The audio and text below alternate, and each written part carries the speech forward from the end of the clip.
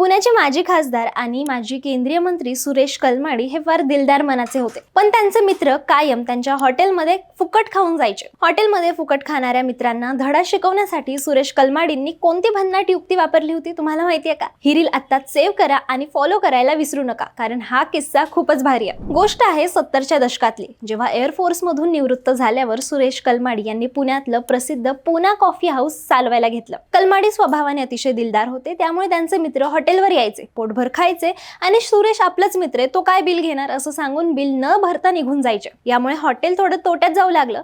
तेव्हा कलमाडींनी मॅनेजर सोबत एक जबरदस्त सिक्रेट कोड ठरवला. त्यांनी सांगितलं, जर मी एखाद्या मित्राच्या टेबलवर 30 मिनिटापेक्षा जास्त वेळ गप्पा मारत बसलो तर समजायचं की तो खास मित्र आहे आणि त्याचं बिल माफ करायचं.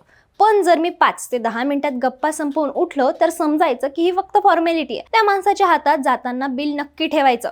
या 30 मिनिटाच्या युक्तीमुळे फुकट्या मित्रांना बरोबर चाप बसला आणि विशेष म्हणजे याच कॉफी हाऊसमध्ये नारायण मूर्ती आणि सुधा मूर्तींची लव्ह स्टोरी सुद्धा बहरली. हा किस्सा तुम्हाला कसा वाटला आम्हाला कमेंटमध्ये नक्की सांगा.